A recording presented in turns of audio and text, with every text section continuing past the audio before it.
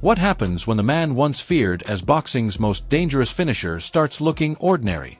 When training footage of Gervonta "Tank" Davis surfaced online, even Floyd Mayweather, the man who turned him into a superstar, seemed disappointed. But this isn't just about shaky mitt work or a rough sparring session. It's about Tank's legacy slipping away in front of everyone. Since Lamont Roach humbled him in the ring, that unstoppable aura has faded. The hunger's gone. The focus lost. I think we need to start with that one. Yeah. What transpired in that fight was astounding, because you have to remember Tank Davis was a 16-1 favorite going into this fight. Lamont Roach, while a WBA champion, was moving up from 130 pounds, and no one thought he had a chance. And the general demeanor of Tank Davis going into this fight was like, hey man, I'm kind of done with this. I got 3 fights left. I'm going to be done by the end of 2025. I don't really like this sport anymore. Kids, don't do this. Go into soccer. This ain't... And now, Tank is preparing to face Jake Paul, the YouTuber-turned-boxer who fights at heavyweight, while Tank's a natural 135-pounder. On paper, it looks like a big payday, but in truth, it's a risky mismatch that could leave a permanent mark on Tank's legacy. After Canelo, obviously, didn't materialize, was the next one Tank? Yeah. I mean, that was on the 1 yard line as well, but he has to rematch, Lamont Roach. He wants to get that back. And then we'll be back in discussions with Mr. Gervonta. But man, this is the nature of boxing. You have massive fights on the 1 yard line and things just fall through. As you're watching, like, he was a gigantic favorite, and this is on the heels of the Canelo thing. Are you like, what the fuck is going on here? I don't know, though, because I never really thought Tank was that good. It would just take the right fighter to pick him apart, to be honest. Someone who had high activity and wasn't afraid of his power.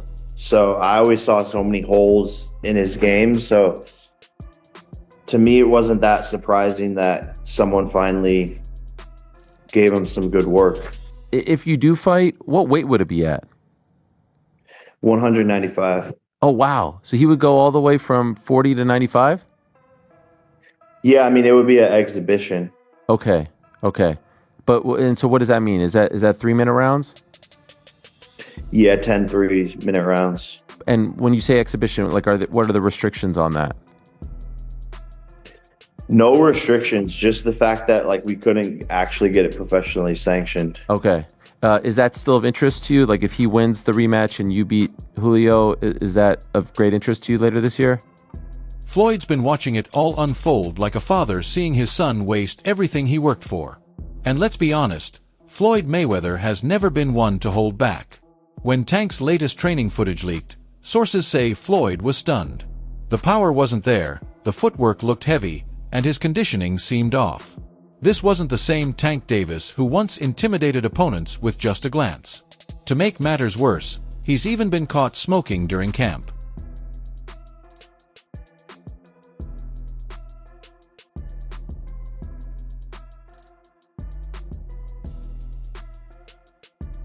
Floyd knows better than anyone. You can't step into the ring half-prepared against someone like Jake Paul. Jake might not be a world champion, but he's strong, explosive, and only needs one clean shot to make history at Tank's expense. You're going to see the 2 biggest fighters in America go head-to-head with an amazing card. World championship fights back-to-back-to-back. And that's just how the MVP way we do it. And I'm going to come for a knockout of the year again. I've seen it in my visions. I've seen it in my manifestation. I'm sleeping this guy and going to create the most viral knockout. But here's where things get interesting. Floyd's disappointment might not just come from concern. It could also be part of his usual mind games. The truth is, Floyd Mayweather and Gervonta Davis have had a shaky relationship for years, filled with tension, pride, and control. I remember first hearing an issue between Floyd and Gervonta before Gervonta fought Pedraza. And the issue I heard was that Floyd didn't want Gervonta to stay in Baltimore because he felt there was too many distractions for him in Baltimore, and he wanted to stay in Vegas. And the story I was told at that time was that Floyd gave Gervonta one of his penthouses or one of his apartments in the Palms Hotel, and he said, "This is your apartment. I'll furnish it for you. He got him a Jeep. At the time, Gervonta was not a world champion. He got him like a Jeep, a 4x4. You know, he basically said, I'll make it comfortable for you. I don't want you to go to Baltimore. I want you to stay here. I don't think Baltimore is the place for you, you know? And what I was told was Gervonta sold all the furniture, sold the Jeep, and went back to Baltimore and bought a Benz. You know, with that's what I was real. That's what I was told at the time. So when Tank was under Mayweather Promotions, Floyd pushed him as the next face of boxing, the future of the sport. But behind the spotlight, things were far from smooth.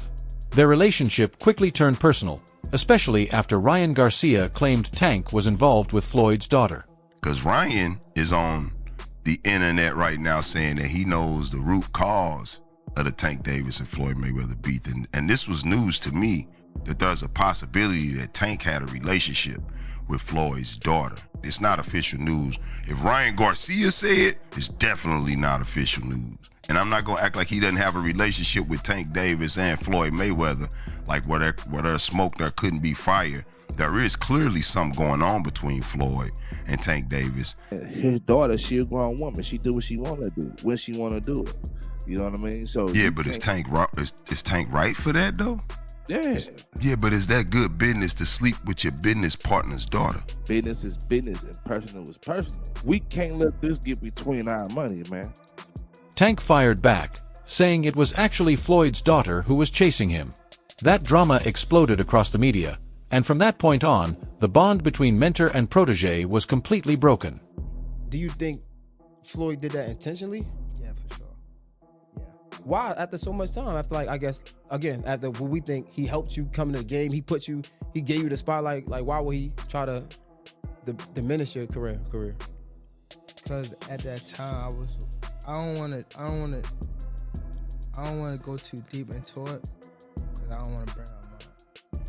But it was somehow that they were saying I was messing with his daughter off of the fact that she kept Snapchatting. Okay. She kept hitting me on the Snapchat. So they sent it to Floyd, and Floyd bugged out. Okay. So that's what made it like. And you think that was a downfall of y'all career? I mean, y'all No, it was a relationship, not downfall. career. Yeah, relationship.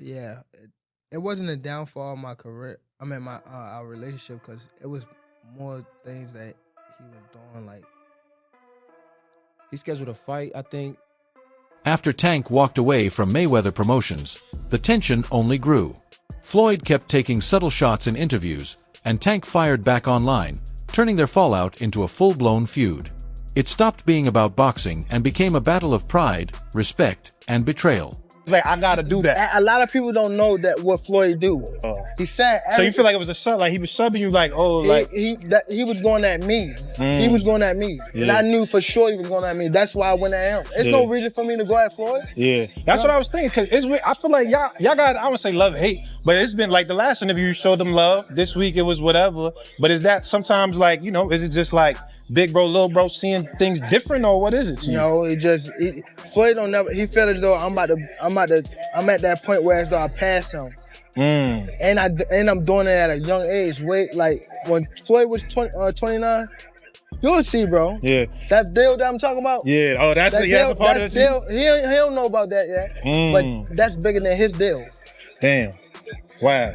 And I'm just releasing it. Exclusive. That's exclusive. Bigger than Floyd deal? Yeah. Tank no cap, nigga. That's a lot of bread. That's what makes Floyd's disappointment even harder to read. Some believe his reaction to the leaked training footage wasn't genuine concern, it was strategy. Floyd might be planting seeds of doubt because deep down, he doesn't want Tank to win anymore.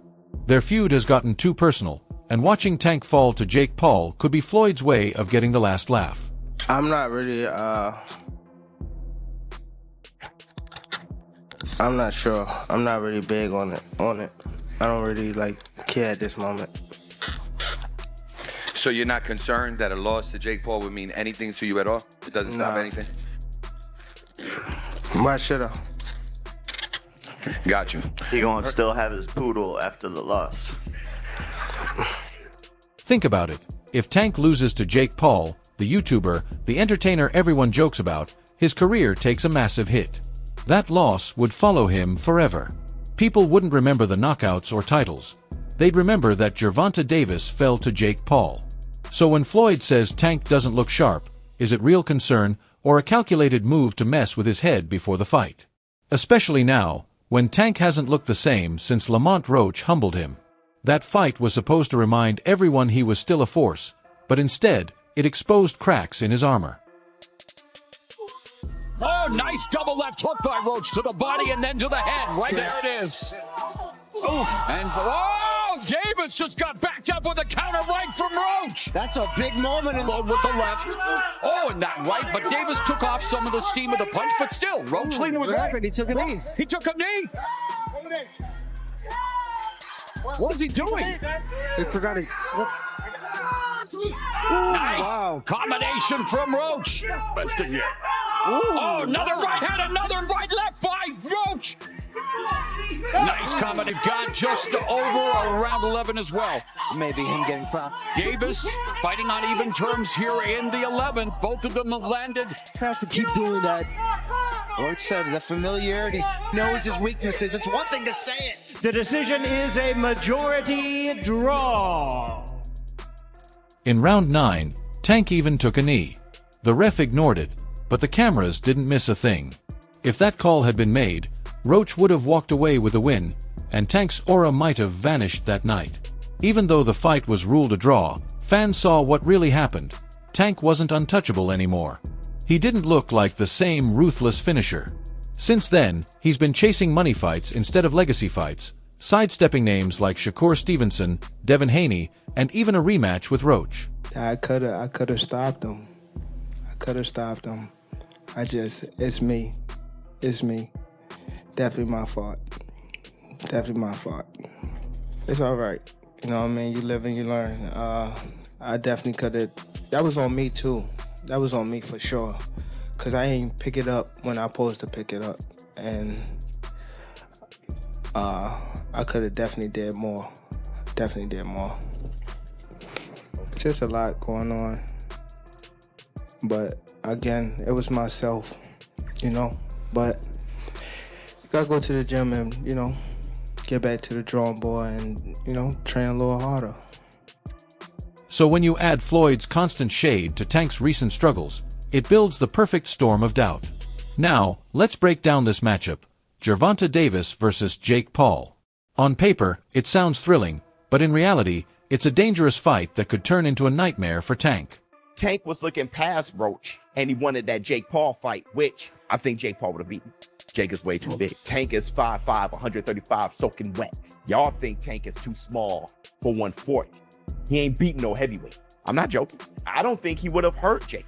He would have to jump up to reach, but I don't think he would have hurt him. I tell you this, it would have gone the distance, and people would have been laughing their asses off, and it wouldn't have been good for Tank's brand. I tell you that. That fight would have went the distance. Soon as 5'5" Tank is looking at a 6'2", 6'3" Jake Paul, y'all would have been like, hold, wait a second. And Jake Paul be on spread out paws with that arm out and stepping back. And bro, I'm telling you, bro. But that's a cat, fine. We'll never get to fight anyway. So we'll never. Jake Paul is massive, walking around at heavyweight, while Tank is a natural lightweight at 135 pounds. That's a gap of nearly 60 pounds, a dangerous difference that could decide the fight before it even starts. Jake Paul versus Tank Davis, they just announced the fight. What's your instant reaction to that? I don't know what's going to happen with a 135-pounder going up against a 200-pounder. I think it's not a real fight. Jake just too big. Tank ain't gonna be able to get in from that jab.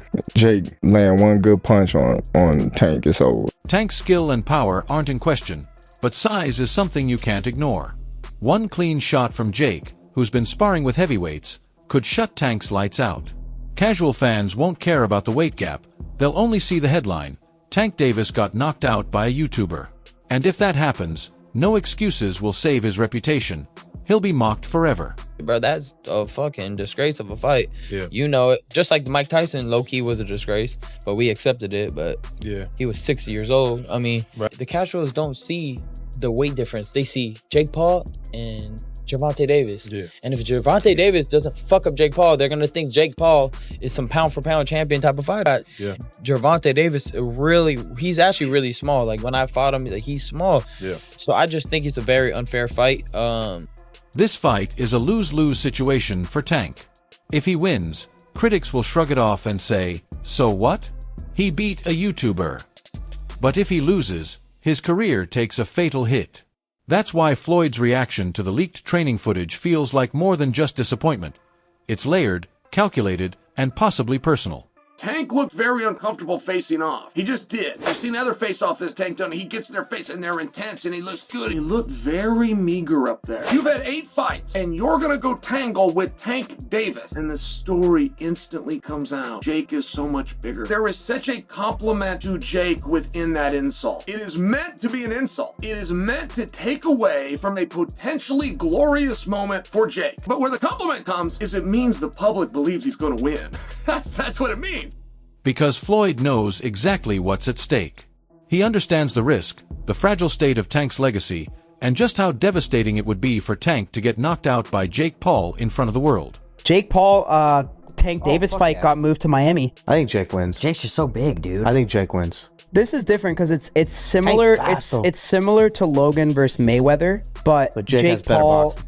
now obviously is way more advanced than where Logan was at that moment in time. I mean, Gervonta it's is just fucking sick. I mean, yeah, no, but dude, Did Jake. you ever watch his highlights? Jake can He's crack, nasty, man. bro. He's so sick. He's I love that guy, bro. So what if this is Floyd's way of turning up the pressure? Making Tank doubt himself, making him feel like even his former mentor has lost faith in him. With the kind of personal history they share, nothing's off limits anymore, not even psychological warfare. Floyd left Bob Arum. It's good for them to do it and become their own boss. And then if another guy does it, it's not good for the sport. He's disloyal.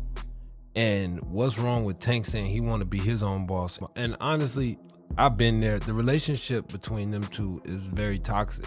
It's a toxic relationship. It's up and down and up and down. And I'm not gonna elaborate to everything that I know, but it's a very toxic relationship. And that's why when I tweet stuff, I don't tweet often, but when I tweet, I may fire off 50 tweets in the day. And that's why when I tweeted certain things about the relationship, Tank retweeted it because he knows. Like, I'm not just gonna say what it is. It's a very toxic relationship. It's back and forth. And I think it will serve him best to go and be his own. At the end of the day, this all comes down to legacy. Tank Davis was supposed to be Floyd's successor, the one to carry the torch into the next era. But since the loss of momentum after Lamont Roach and the fallout with Floyd, his career has been on a downward slide.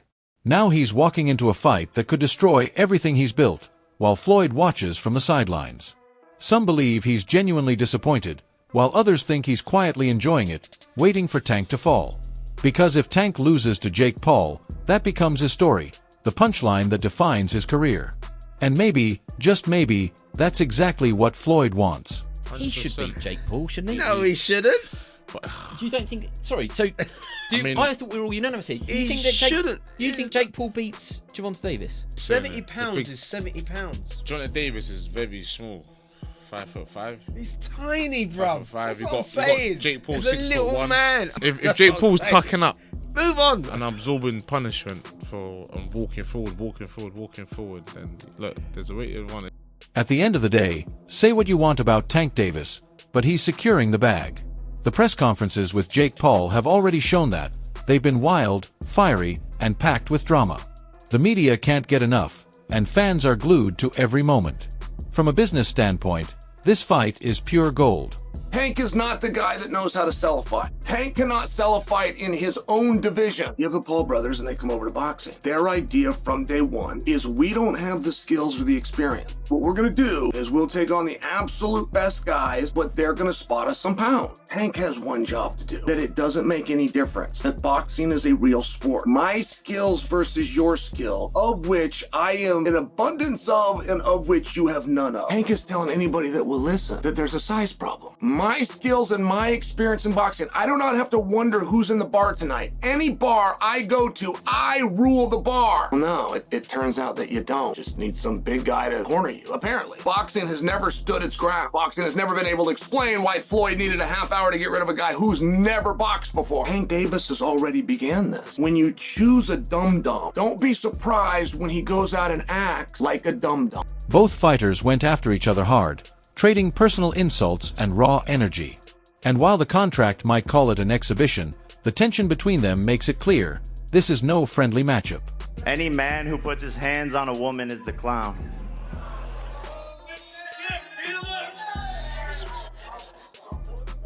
I got you a poodle. Now, okay.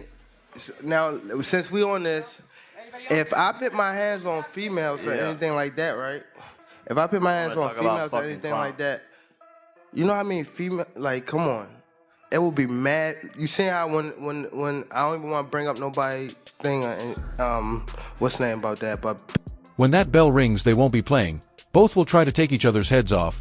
Knockouts will be on the table, and fans are tuning in because it feels real. Still, make no mistake, Tank is locking up the payday. At the end of the day, I gave this little guy an opportunity. He should be thanking me. I'm paying him. I'm his boss. He reports to me, and I'm gonna fucking son him on November 14th. So fuck you, little man. You paying me? Are you paying me? 100%, yeah. 100%. 100%. Facts? Correct. Yes? Correct? Correct. I'm your daddy. That's it for today's video. If you enjoyed it, don't forget to hit the like button, subscribe, and turn on the notification bell so you never miss what's coming next. Drop your thoughts in the comments, stay tuned, and we'll see you in the next one.